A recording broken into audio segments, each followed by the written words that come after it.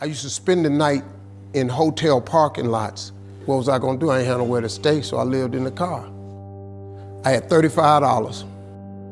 And I said, come on, God, man, I've been trying to make this dream come true. You done left me out here like this. And I was crying so hard that he just said, I didn't like hear a voice or nothing, but he spoke to me, and however he said, if you get up, I'm gonna take you places you ain't never been. Now I was finna quit. So I said, skip it. I'm gonna quit anyway. So I got in my car, I went to a payphone, and I was gonna call my dad. You remember back in the day where you could punch in a code and call your answering machine and get your messages? So I called and I punched in the code, and it said, doop. He said, hey Steve, this is Chuck Sutton with Showtime at the Apollo. We saw a tape of you. You're very funny. If you could get here Sunday night, we'd love to put you on television. Call me back, let me know if you can make it.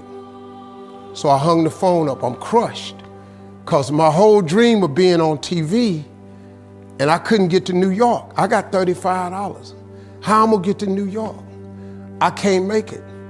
So I'm standing there at the phone booth, and tears just coming down my face. I said, God, so that must be a sign for me to go home.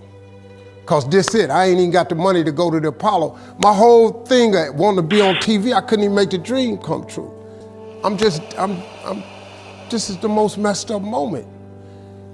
And so I said, man, let me call this dude back and see if he said this Sunday. Cause maybe he said next Sunday and I can hustle up a little bit of money or something. I don't know what I'm gonna do, but let me just call him back. So I called him back. Steve, this is Chuck Sutton, Showtime at the Apollo. We saw a tape of yours. You're very, very funny. Look, we have an opening Sunday night at Showtime at the Apollo. If you can make it, we'd love to put you on TV. I said, it's this Sunday. Before I hit the button, I heard, doop, you have another message. Now, it wasn't there before. So I punched my code in. I listened to the second message. It said, Steve Harvey, this is Tom Sobel from the Comedy Caravan. This was a Thursday. He said, I have a gig in Jacksonville, Florida on Friday night that pays $150. If you can get there Friday night, you'll make $150. So I called him back and I said, hey Tom, did you get a gig away? He said, no, it's still available. He said, can you get there? I said, I'm in Pensacola, Florida. I'm 3.5 hours away. So I drive to Jacksonville, Florida, and that night I made the 150. The club owner said, man, you funnier than the guy we hired. If you stay tomorrow night, I'm gonna give you another $150. I called Chuck Sutton. I said, hey man, is the gig still available at Showtime at the Apollo?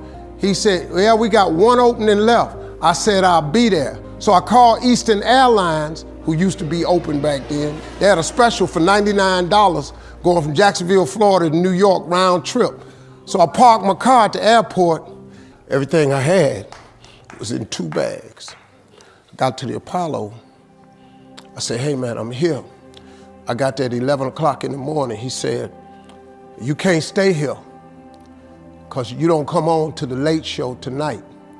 I said, man, I ain't got nowhere to go. I said, if you just let me stay in this building, man, I ain't gonna move around nothing. I ain't got nowhere to go. I'm in Harlem, I can't go back out here. I got these 2 bags. I got victim wrote all over me, man. So he said, all right, if you go upstairs, don't come down. So he put me in the dressing room on the 6th floor. So that's where all the comedians was. So I stayed up there. I got hungry around 3 o'clock, man. I couldn't take it no more. So I went back downstairs, a dude named Alton Liston. I said, hey man, he said, man, I thought I told you, don't come down them damn steps. I said, hey man, I'm just hungry, man. I said, let me go to that KFC I saw on the corner. Just let me get some chicken. I'll come right back. He said, man, if you ain't back in 20 minutes, you ain't getting in this building. So I went, bought me some chicken, came back. So the comedians started coming in the building. They started coming up on the 6th floor. So I meet this guy named D.L. Hughley. I'm sitting there, another guy come in named Dwayne Johnson.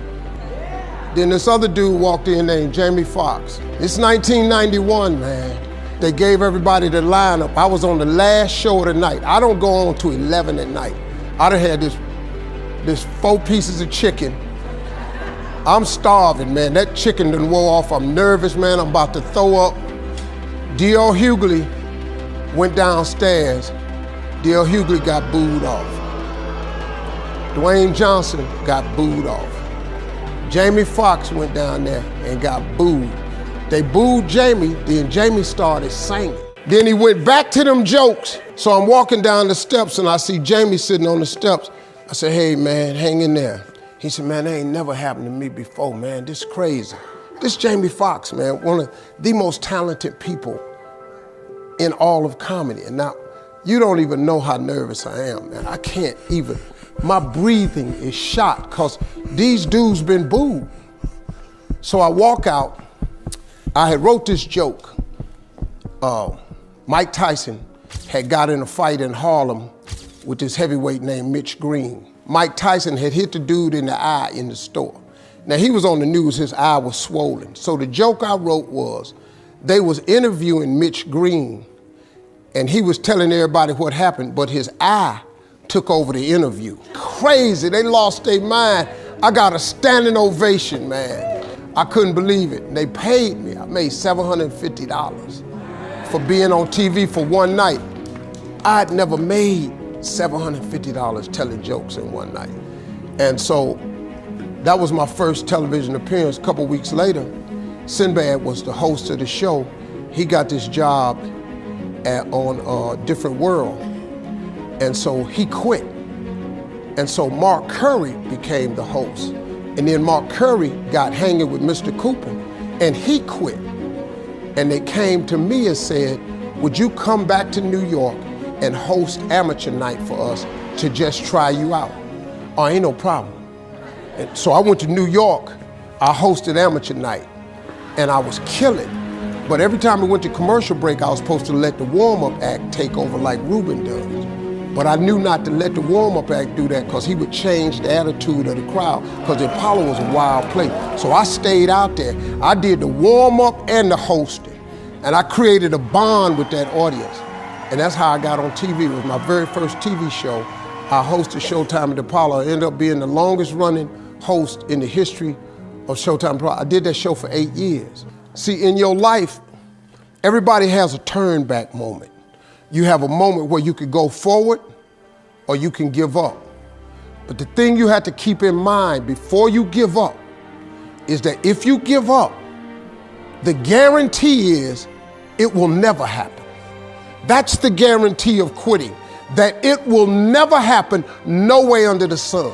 The only way the possibility remains that it can happen is if you never give up no matter what.